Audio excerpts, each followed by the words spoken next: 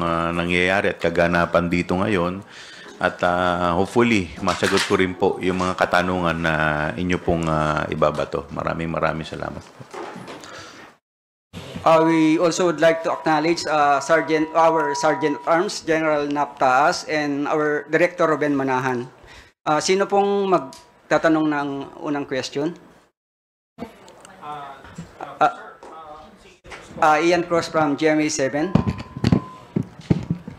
Bago natin tanungin si Congressman Chua, General Taas, pwede ba nating malaman yung narrative? Anong oras ba dumating dito si VP Sara? Kailan niya intended umalis po? Maraming salamat, Ian. Napansin ko nga, kanina ka pa nakatingin sa akin, so alam ko na ako yung unang-una mong tatanungin. So let me share with you what transpired. I'll give you the chronological timeline of the events that transpired from yesterday until noon today, as regards the visit in the House of Representatives of Vice President Sara Duterte. Let's start with, I'll just give you a very brief rundown by time. At about 2 p.m. yesterday, the arrival of the advance party of the OBP inside the complex of the House of Representatives, and about 2 hours after that, just before 4 p.m., the security team of the Vice President coordinated with our Legislative Security Bureau. And we basically briefed them about our House rules and the security protocols and guidelines. At about 4 o'clock, we received an advice from the security that the Vice President is on her way.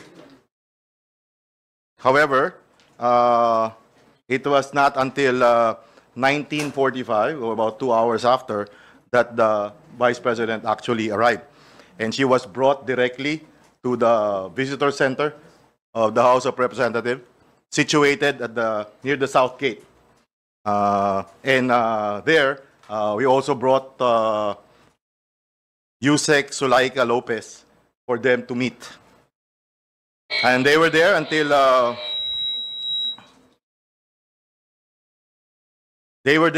10 o'clock. Which is our, based on our house rules, that's the latest that we will allow visitors to our detained guests. And at about 10 o'clock,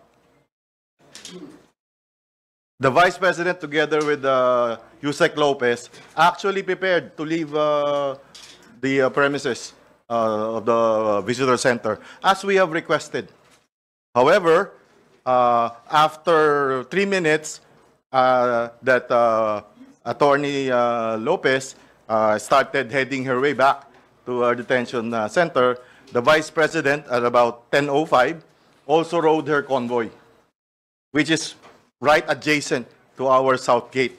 And we were all assuming that she will start turning right, exiting the House of Representatives. However, her convoy went straight ahead, heading towards the Southwest Annex. South Wing Annex, sorry. And we talked over the phone with the security, and we were informed that the VP will just change using the room of the Honorable Pulong Duterte. And so we waited.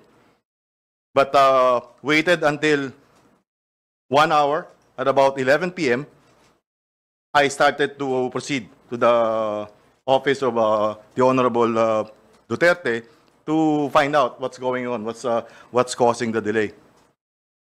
At about 11:30 p.m., I personally appealed to the protocol and the security of the Vice President at room 304 if they could possibly already leave the premises, as there's always a practice during long weekends that we turn off power in all our buildings. If you will note, if you will go around Congress during Thursday na walang pasok ng Biyernes, Sabado at Linggo, ino-off po talaga natin yung power.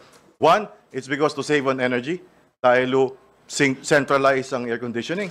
And second, to prevent po yung occurrence ng electrical fire. Dahil hindi po natin alam kung mayroon nakapag-iwan ng mga chargers or laptops or whatnot. sa kanya-kanya mga opisina. So standard doon natin ginagawa yun. And normally nga po, it's at 10:30 na ginagawa natin na ino-off. In the case last night, in deference to the Vice President, inabot po tayo ng 12:30 bago natin talagang in-off na.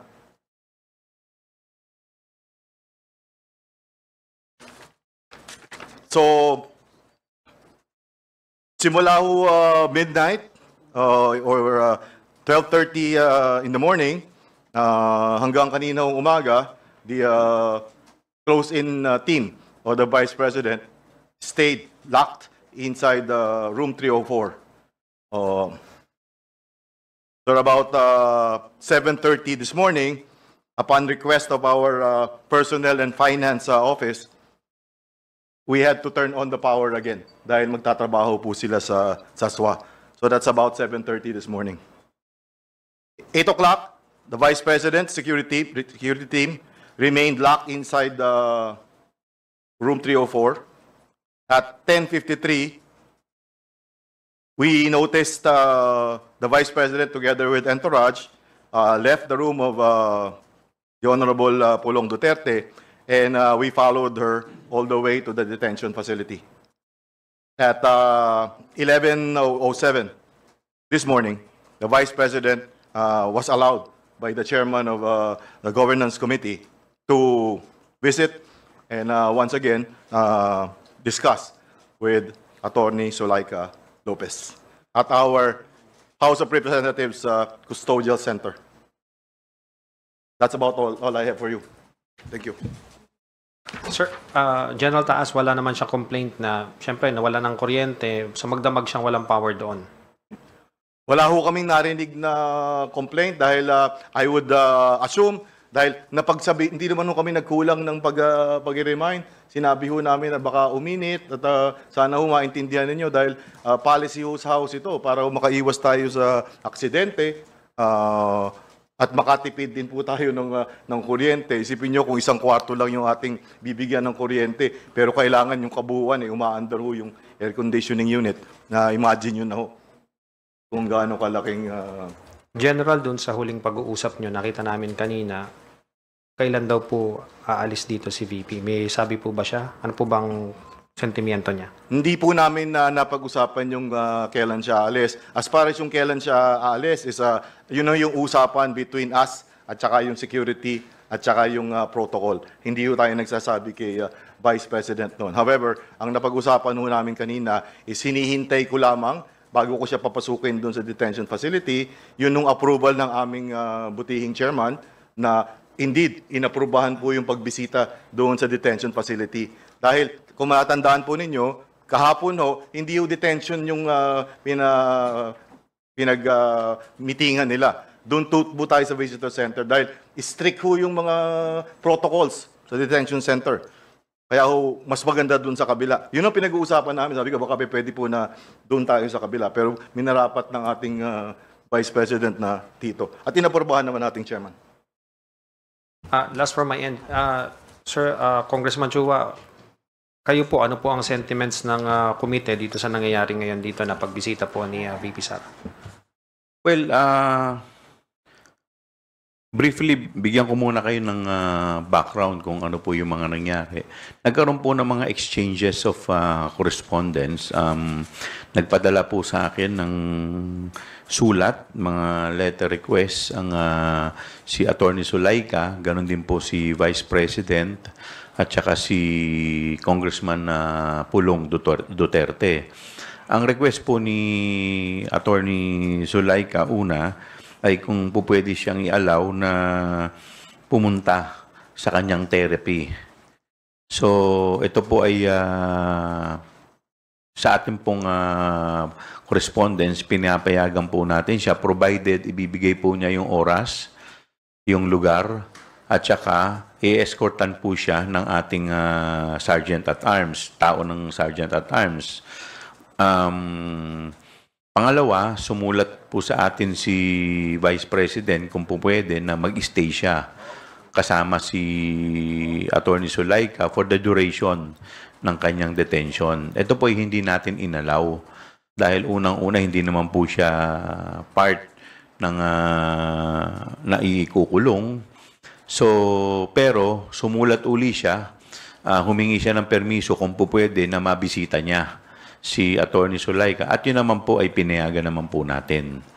Ang isa pa pong sulat na natanggap po natin kay Congressman Pulong Duterte, kung po pwede, instead na dun sa detention facility, ilipat dun sa kanyang office.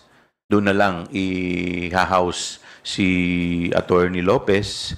Ito po hindi natin pinayagan dahil otherwise, ang mangyayari po niyan, yung susunod po, yung mga iba pa pong mga may connection o may mga kaibigan na congressman, gano'n na lang po ang gagawin. So sa amin pong paniniwala ay bad precedent po pag pinayagan po natin. At saka siyempre, ayaw naman po natin na magbigay ng pabor. Gusto naman po natin pantay-pantay po lahat ang mga i-detain po dito. Sumulat po ulit sa atin si Attorney Zulaika. May mga 5 po siyang concessions na hinihingi. Una, na mabigyan siya ng companion para masamahan siya sa kanyang pag-i-stay. Ito po ay pinagbigyan po natin dahil alam naman po natin yung kanyang condition. Meron po siyang back condition. In fact, doon po sa committee hearing, provided yung kanyang companion ay na pinayagan po natin ay isang miyembro ng kanyang immediate family. Ang pangalawang concession na hinihingi po niya ay mabigyan siya ng daily visit ng kanyang personal physician para ma-check yung kanyang health status. At ito naman po ay ating pinagbigyan na payagan siya provided na makipag-coordinate sa ating Sergeant at Arms, sa opisina ng Sergeant at Arms at sumunod sa mga guidelines. Pangatlo po, humingi po siya ng permiso para regularly na magkaroon ng rehabilitation session sa kanyang frozen shoulder. So ito po pinayagan po natin provided na yung time, yung place at saka siya ay bibigyan ng escort ng ating Sergeant at Arms. Pangatlo, humihingi siya ng security personnel na po pwede na may designate. So, ito po pumayag tayo subject to the condition na tayo yung security po natin dito sa house ang ibibigay po natin.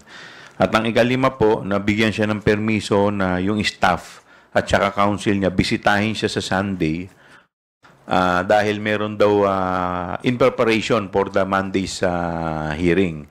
At ito naman po pinayagan natin subject sa guidelines ng OSA at binigyan natin siya ng oras from 1 to 7 p.m. So, yun po. So, halos, kung makikita naman po ninyo, halos lahat naman po ng hiningi nila na concessions ay binigay natin subject to certain conditions.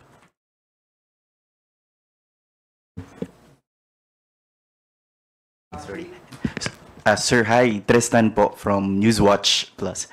Sir, confirm ko lang yung first request ni VP Sara is to accompany Attorney Lopez po na magstay siya rin sa detention, sir, until matapos ni Attorney Lopez yung detention niya. Yes po, yun po yung initial letter niya na hindi naman po natin napagbigyan dahil siyempre meron naman po tayong sinusunod na guidelines. Pero yung pangalawang sulat po niya na kung po pwede bisitahin si Attorney Lopez, ay yun naman po ay pinagbigyan natin subject to guidelines din ng Sergeant at Arms. Excuse me, Miss Vivian from ABS. Good afternoon. Sir, so hindi po pinayagan si Vice President Duterte na magstay dun sa detention facility, pero outside the detention facility, pero within the Batasan compound, allowed po ba si VP po mag-spend, for example, ng weekend doon? What do you mean? For Ang example, request po kasi niya is samahan si Attorney Zulaika sa loob ng detention. Hindi naman po natin papayagan kasi hindi naman po siya detainee. At saka sa totoo lang, siyempre medyo high profile po ito eh. it will require so much security. Security risk po to dahil pangalawang pangulo po to. I do not know if we have enough security dito para mabantayan ang pangalawang pangulo. Kasi I understand last night doon siya nagstay sa office ni Representative Duterte. So, pwede po ba siya doon magstay for the night? Oo.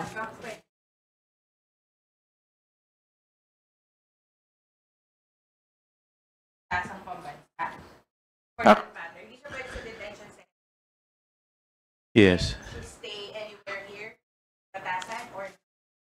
Hindi ko po alam kasi sa guidelines, pero kasi po kung pinakikinggan ko po kanina yung sinasabi ni Sergeant at Arms, medyo risky rin po dahil may mga protocol po tayong sinusunod dito. So could you imagine